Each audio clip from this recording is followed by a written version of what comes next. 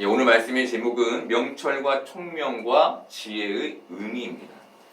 우리는 하나님께 지혜와 명철과 총명을 달라고 구할 때가 많습니다. 그리고 자녀들이나 사람들을 위해서 인생을 잘 살아가도록 그렇게 구할 때가 있죠. 그런데 이것을 신앙적인 역할, 신앙을 지켜가고 세워갈 수 있도록 그렇게 구하는 역할로는 잘 구하지 않고 세상적인 역할, 성공과 번영을 위해 이 친구에게, 이 사람에게, 이 아이에게 지혜와 명철과 총명을 달라고 구하는 경우가 대부분입니다.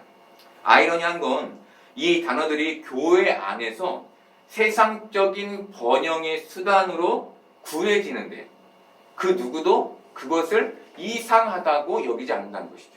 이 자리에 나와서 세상적인 축복을 달라고 계속 기도를 하는데 신앙적인 기도를 하지 않고 그렇게 하는데 아무도 그것을 이상하게 여기지 않는 거예요. 오히려 그렇게 기도하지 않는 걸 이상하게 여기는 그런 모습이 있습니다. 오늘 말씀의 다니엘은 명철과 총명과 지혜로 세상 사람들이 부러워할 만한 자리에 올랐고 모두에게 인정받는 성공에 이르는 사람입니다. 이 다니엘이라는 사람은 지혜와 명철과 총명으로 우리가 원하는 자리에 오른 사람이에요. 그런데 이것은 다니엘이 구한 게 아니었습니다. 하나님이 다니엘에게 이루신 것이었어요. 그럼 다니엘은 명철과 총명과 지혜를 자신의 성공과 번영을 위해 구하지도 않았고 또 자신의 성공과 번영을 위해 사용하지도 않았습니다. 어떻게 다니엘은 이것을 자신에게 있는 은사를, 자신에게 있는 이 재능을, 그렇잖아요. 그가 하나님께 받았지만 그에게서 나타나니까 보면 알게 되고 이해하게 되니까. 그런데 이것을 자신의 성공과 번영을 위해 사용하지 않을 수 있었을까요? 자기 안에 내재되어 있는데 이게 그것은 하나님이 자신에게 이 은사를 주신 이유를, 그 목적을 분명히 알았기 때문이었습니다.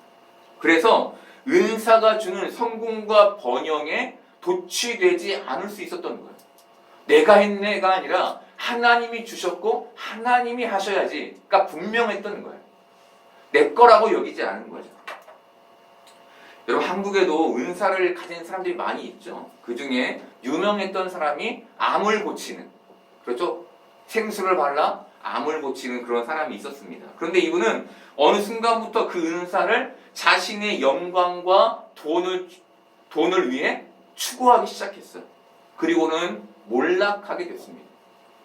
그가 몰락한 이유는 그가 그 은사가 주는 영광에 도취된 나머지 그 은사를 주신 하나님을 잊었기 때문이었어요.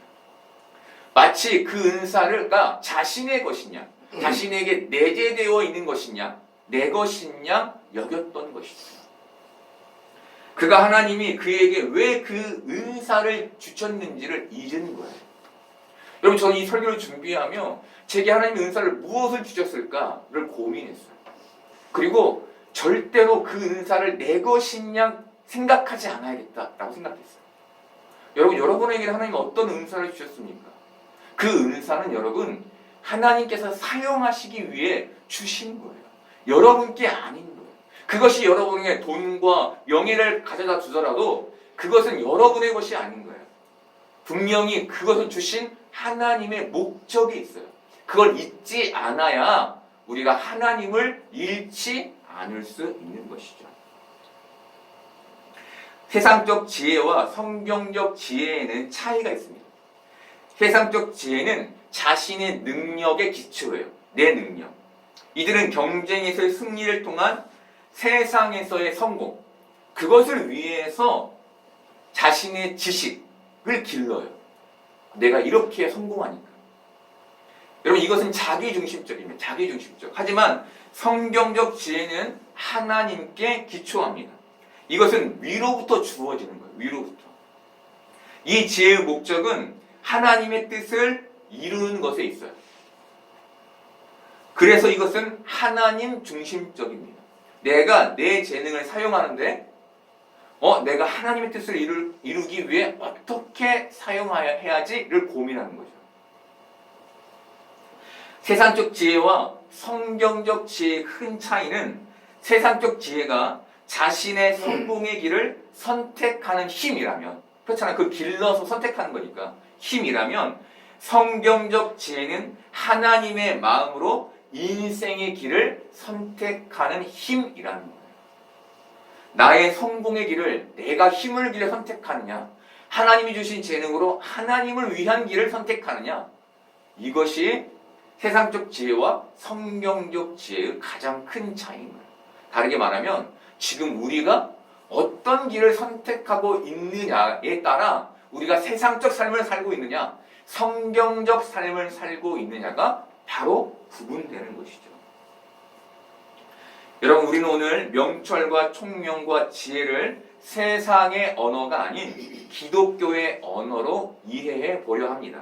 그러니 말씀을 잘 듣고 우리가 발휘하는, 지금 이 세상에서 발휘하고 있는 명철과 총명의 지혜의 그 은사의 방향, 지금 내가 어떻게 사용하고 있는지를 잘 분별하고 그 방향을 하나님께 잘 맞추어 갈 수 있기를 바랍니다. 더불어 오늘 말씀은 조금 어려울 수도 있어요. 그러니까 귀 기울여 잘 들어주셨으면 좋겠습니다. 명철의 한자는 밝을 명의 밝을 철입니다. 사전적 의미는 사리에 밝고 식견이 깊어 앞을 내다보거나 선악을 분별하는 능력입니다. 이게 명철이에요. 정리하면 세상의 이치, 세상의 원리를 꿰뚫어 보는 게 명철인 거예요. 아, 딱 보니까 어떻게 돌아갈지가 보여. 그런 재능이 있는 사람 있잖아요. 그죠? 그런 게 명철입니다. 총명의 한자는 귀밝을 총에 밝을 명입니다. 사전적 의미는 영리하고 기억력이 좋으며 재주가 있다. 쉽게 말하면 영민하다는 거예요. 영민해. 와, 참, 쟤 영민해. 이런 사람 있죠? 뭔가 이렇게 탁 트인 것 같은 그런 영민함을 총명이라고 말합니다. 지혜의 한자는 슬기지혜, 슬기로울 해입니다.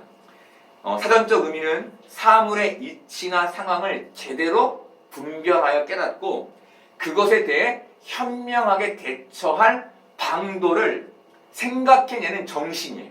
여러분, 뭔가 자기가 위기에 딱 처했어요. 그럼 임기응변에 능하다는 사람 있죠? 그런 것처럼 뭔가 내가 여기서 어떻게 대처하는 것이 올바른가를 알고 대처하는 능력, 행동적인 것, 이것이 지혜입니다.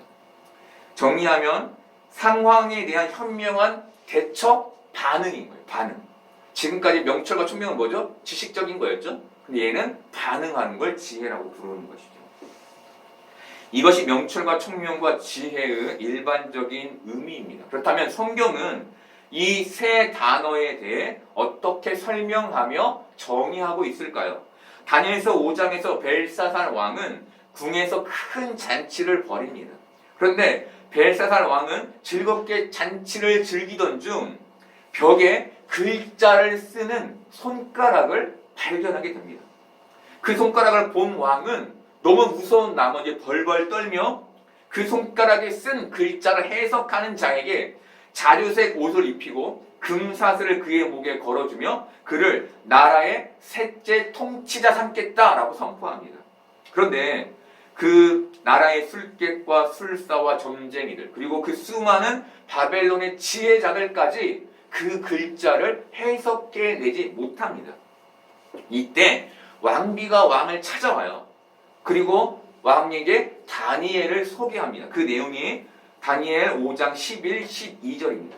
왕의 나라에 거룩한 신들의 영이 있는 사람이 있으니 곧 왕의 부친 때에 있던 자로서 명철과 총명과 지혜가 신들의 지혜와 같은 자니이다. 왕의 부친 느부갓네살 왕이 그를 세워 박수와 술객과 갈대아 술사와 점쟁이의 어른을 삼으셨으니 왕이 벨드사살이라 이름하는 이 다니엘은 마음이 민첩하고 지식과 총명이 있어 능히 꿈을 해석하며 은밀한 말을 밝히며 의문을 풀 수 있었나이다. 이제 다니엘을 부르소서. 그리하시면 그가 그 해석을 알려드리리이다 하니라. 그리고 왕은 14절에서 왕비의 말을 다니엘에게 이렇게 전합니다. 내가 너에 대하여 들은즉 네 안에는 신들의 영이 있으므로 네가 명철과 총명과 비상한 지혜가 있다 하도다. 말씀은 뭐라고 얘기합니까? 다니엘 안에 신들의 영이 있었다라고 말합니다. 그리고 그 신들의 영에 의해 명철과 총명과 지혜가 있었는데 그것이 신들의 지혜 같았다. 세상의 지혜와 견줄 수 없을 만큼의 높은 그 지혜를 가지고 있었다라고 말이 됩니다. 여러분, 이 세 가지 은사는 모두 하나님이 주신 거예요. 주신 거. 그런데 이 단어의 사용에는 차이가 있습니다. 명철과 총명은 세상의 지식을 말할 때 사용돼요. 세상의 지식. 근데 지혜는 하늘의 진리, 하늘의 지식, 초월적 지식을 말할 때 사용됩니다. 단어의 의미가 좀 다른 거예요. 전자는 노력에 의해 얻게 된 세상의 지식을 말하는 반면 후자는 선물로 받게 된 하늘의 지식을 말하는 거예요. 여러분, 불변의 진리, 초월적 지식인 지혜를 이해하기란 쉽지 않습니다. 왜냐하면 우리는 땅의 지식, 땅의 지혜를 갖고 있기 때문에요. 그래서 이 지혜는 설명이 필요해요. 하나님이 주신 거니까. 설명이 필요합니다. 바로 이 초월적 지식인 지혜를 이해시키기 위해 하나님께서 우리에게 주신 게 뭐냐면 세상적 지식, 명철과 총명인 겁니다.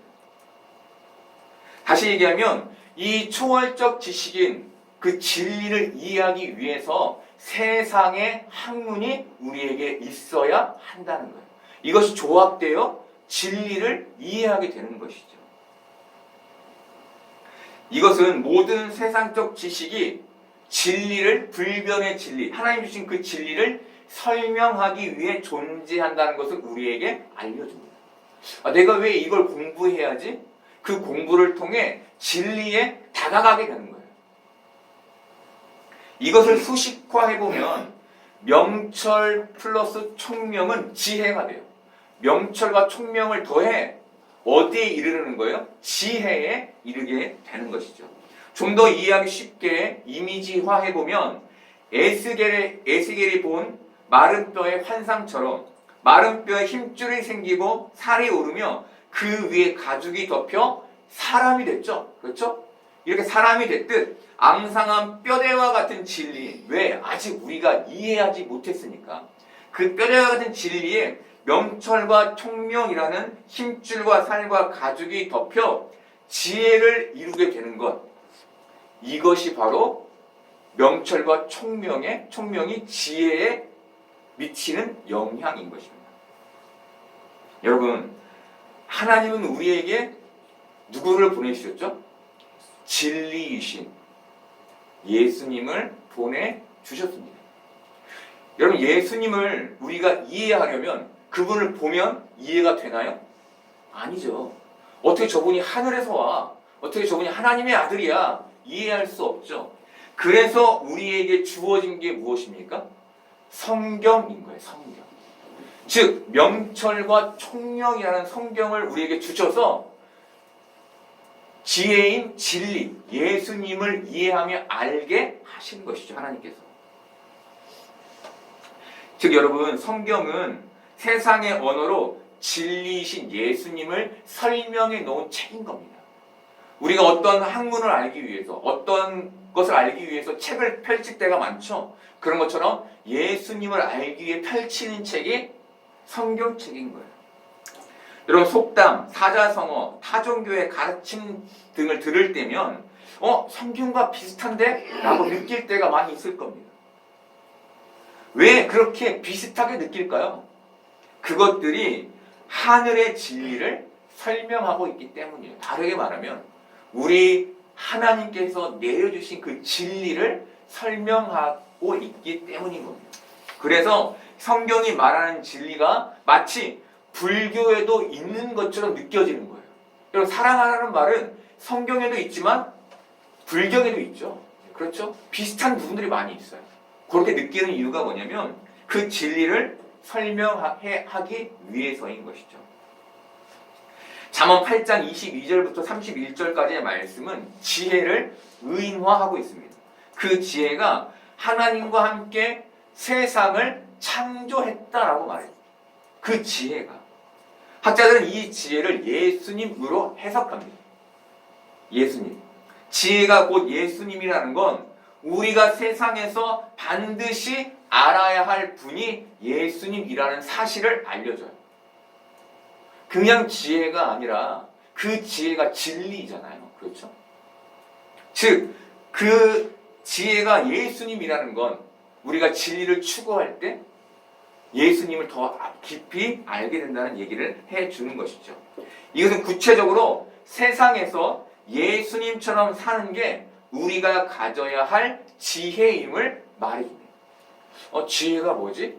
난 지혜롭고 싶은데 그것은 예수님처럼 사는 걸 말하는 거예요. 예수님처럼 사는 거예요. 여러분, 성경은 단 한 분을 소개하고 설명하며 기다립니다. 그분이 바로 예수님이에요. 예수님. 우리는 성경에 적힌 언어를 통해 예수님을 알고 이해하며 지혜에 다가가게 되는 거예요. 우리가 이렇게 지혜에 다가갈수록 우리는 예수님과 더 닮은 삶을 살게 되는 거예요. 멀수록 자기중심적으로 살아가고 가까울수록 예수님을 닮은 하나님 중심적인 삶을 살게 되는 겁니다. 설교의 처음에 말씀드린 것처럼 우리가 교회에서 구해야 할 명철과 총명과 지혜는 모두 세상의 번영과 성공에 있는 게 아니라 예수님처럼 살기 위한 것에 있는 거예요. 하나님, 제 아이에게 지혜와 명철과 총명을 주세요. 하나님, 저에게 지혜와 명철과 총명을 주세요. 그것이 번영하기 위한 게 아니라 예수님처럼 살기 위해 구해야 할 조건이라는 거예요. 그렇다면 예수님처럼 살기 위해 우리에게 필요한 분이 누구일까요? 바로 성령 하나님이십니다. 바울은 에베소서에서 성령의 충만함을 받으라라고 말했어요. 여러분, 성령의 충만함을 우리는 어떻게 받을 수 있을까요? 여러분, 성령의 충만함 받고 싶잖아요. 그죠? 성령의 인도하신 건 살고 싶잖아요. 어떻게 하면 성령의 충만함을 받을 수 있을까요? 이것은 앞서 말씀드린 그 수식의 총명 플러스 명철, 거기에 대입해 보면 우리가 알 수 있는 것은 하나님에 대한 지식 플러스 예수님에 대한 지식이 만났을 때 성령 충만함이라는 결과에 이르게 됨을 알 수 있습니다. 명철과 총명이 지혜를 만들어낸다는 거예요. 그런데 하나님을 아는 지식, 그 지식은 머리의 지식도 있지만 경험의 지식도 있겠죠. 그 지식과 예수님을 아는 지식, 그 두 개가 만나면 성령의 충만함으로 주께 나아갈 수 있는 것이죠. 여러분, 다르게 말하면 성령이 충만하려면 말씀을 보는 것밖에 없어요. 말씀이 우리에게 전해주는 명철과 총명을 우리가 담을 때, 그것도 충만히, 하나님에 대한 그 지식을 충만히, 예수님에 대한 지식을 충만히 담을 때 성령의 충만함 가운데 이루게 되는 겁니다. 그리고 이 성령의 충만함이 우리를 예수님 닮은 사람으로 삶을 살게 만드는 것이죠. 여러분, 즉 예수님처럼 생각하고 말하고 살아가는 그 능력이 성령 충만함인 거예요. 여러분, 지혜의 목적은 예수님을 우리의 삶에 나타나게 하는 것에 있는 거예요. 그래서 지혜의 구함이 세상의 자랑에 있을 수 없는 거예요. 왜? 나는 이 세상에 보내진 이유가 예수님을 나타내기 위해 보내졌으니까. 나를 자랑하고 나를 드러내기 위해 하나님이 나를 이 땅에 보내지 않으셨으니까. 여러분, 바로 이 예수님을 나타내는 삶에 근접하기 위해 우리는 성령의 충만함을 유지해야 하는 겁니다. 이 성령의 충만함은 오직 하나님에 대한 지식과 예수님에 대한 지식의 충만함으로 받을 수 있음을 꼭 기억하시기를 바랍니다.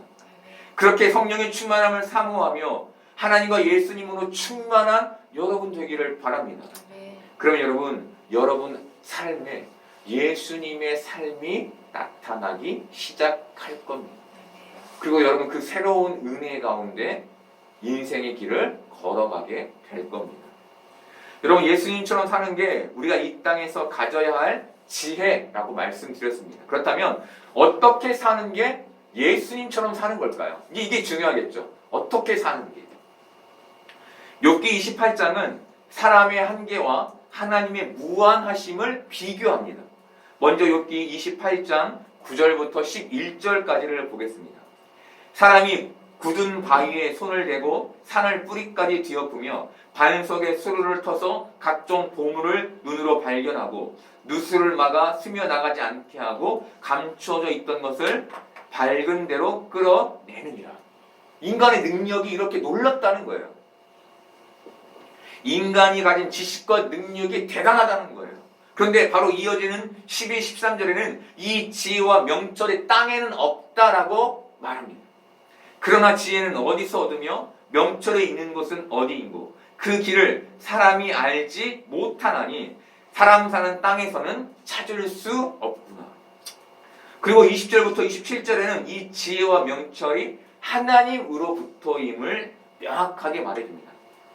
그런데 지혜는 어디서 오며 명철이 머무는 곳은 어디인고 모든 생물의 눈에 숨겨졌고 공중의 새에게 가려졌으며 멸망과 사망도 이르기를 우리가 귀로 그 소문은 들었다 하느니라.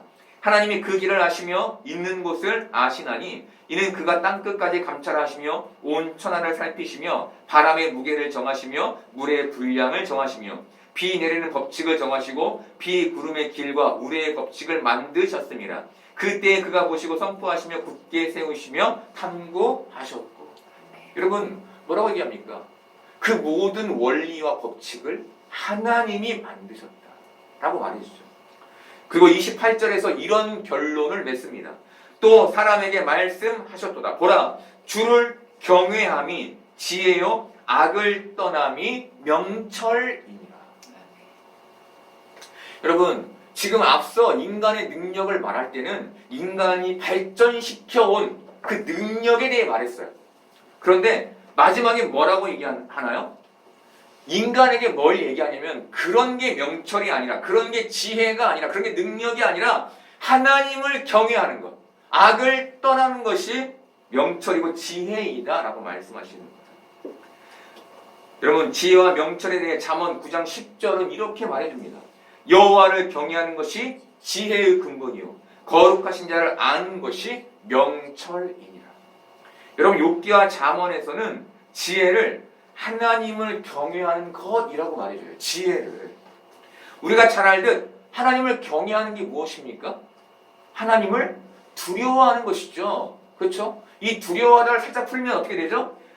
하나님의 살아계심을 느끼며 사는 게 경외인 거예요. 하나님 그 거룩하신 하나님을 하나님이 마치 나와 같이 함께 하시는 것처럼 늘 그렇게 피부로 접하는 것처럼 느끼며 경험하며 사는 게 경외인 겁니다. 그래서 여러분 하나님의 살아계심을 의심하는 사람은 하나님을 경외할 수 없는 거예요. 그는 신앙을 가질 수 없는 거예요. 왜? 하나님의 살아계신 자체를 부인하니까, 부정하니까. 또한 욥기와 잠언은 악을 떠나는 것, 거룩하신 자를 아는 것이 명철이라고 말합니다. 이것은 악을 떠나는 방법이 거룩하신 하나님을 아는 것에 있음을 우리에게 얘기해줘요. 아, 하나님, 제가 죄를 지었어요. 이것 좀 떠나게 해주세요. 그렇게 떠나는 게 아닌 거예요, 여러분. 어떻게 하는 게 악을 떠날 수 있는 방법인 거예요? 하나님을 아는 거예요. 하나님을 더 많이 알아가는 거예요. 하나님을 알아갈수록 우리는 악과 멀어지는 거예요. 계속해서 악에게 지는 사람은 거룩하신 하나님을 잘 알지 못하는 사람인 거예요. 아, 내가 자꾸 세상의 마음을 빼앗겨요. 그리고 세상에 원하는 대로 살게 돼. 하나님 중심적이 아니라 내 중심적으로 살게 돼. 뭔가 잘못을 하고 죄를 짓게 돼. 무엇입니까? 아, 지금 내가 하나님과 멀구나. 이렇게 아시면 돼요. 그 다음에 어떻게 해야 돼요? 하나님과 멀다면 가까이 가야죠. 하나님을 알고 묵상하는 시간을 가져야죠. 아, 내가 너무나 세상의 마음을 빼앗겼구나. 많은 시간을 세상에 투자했구나. 이제 내 마음을 하나님을 채워야지. 라고 해야 하나님 경외함이 우리의 삶에 경험되기 시작하는 거예요. 그리고 잠언 8장 11절부터 13절은 나 지혜의 주소가 명철이며 하나님을 경외하는 것은 악을 미워하는 것이라고 말해줍니다. 무슨 얘기예요? 지혜와 명철을 연결시키는 거예요. 제가 읽어드리겠습니다. 대저 지혜는 진주보다 나음으로 원하는 모든 것을 이해 비교할 수 없음이니라. 나 지혜는 명철로 주소를 삼으며 지식과 근신을 찾아왔나니 여호와를 경외하는 것은 악을 미워하는 것이라. 너는 교만과 거만과 악한 행실과 패역한 입을 미워하느니라. 여러분, 이 성경은 지혜와 명철이 세상을 잘 살아내는 능력이 아니라 하나님을 경외하는 것이며 하나님을 더 알아가는 것이다 라고 우리에게 알려줘요. 아멘. 여러분, 하나님을 경외하고 악을 떠나는 이 모습이 나 지혜, 바로 예수님의 삶의 모습을 보여주는 겁니다. 말씀이 그렇게 얘기했잖아요. 나 지혜. 나 지혜는 명철을 주소 삼았다. 예수님께서 그렇게 명철, 하나님을 알고 하나님을 알므로 악에서 떠나는 그 삶을 사셨다는 것이죠. 그렇다면 총명은 뭘까요? 총명. 잠언 8장 7절부터 9절까지를 보겠습니다. 내 입은 진리를 말하며 내 입술은 악을 미워하느니라. 내 입의 말은 다 의로운즉 그 가운데 굽은 것과 패역한 것이 없나니 이는 다 총명 있는 자가 밝히 아는 바요 지식 얻은 자가 정직하게 여기는 바니라. 여러분, 이 말씀에 나온 총명이라는 말은 분별력을 가진 자라는 말이에요. 분별력을 가진 자. 이런 분별력은 분별하여 하나님의 말씀이 옳다고 분별하여 그것을 받아들이는 걸 말해요. 총명이란 여러분, 지금 하나님의 말씀이 내 앞에 딱 떨어졌어요. 그러면 내가 거부하는 게 아니라 이건 옳아라고 내 마음에 담는 것. 이것이 총명인 겁니다. 여러분, 예수님은 이 세상에서 하나님을 경외하심으로 살아계신 하나님과 생생히 함께하는 삶을 사셨어요. 그리고 하나님을 묵상함으로 하나님을 완전히 완벽히 아셨어요. 그리고 하나님을 옳게 여기심으로 하나님의 말씀을 그 마음에 완벽히 받아들이셨습니다. 이것이 예수님이 명철과 총명과 지혜를 가지셨던 모습이셨어요. 이게 예수님이 가지신 삶의 모습이었어요. 여러분, 예수님의 삶에는 지혜와 명철과 총명이 담겨 있었습니다. 그래서 우리는 우리의 성공과 번영을 위해 지혜와 명철과 총명을 구하는 게 아닌 예수님을 닮아가는 게 우리가 이 땅에 살아갈 목적이니까 그것을 위해 지혜와 명철과 총명을 구해야 하는 거예요.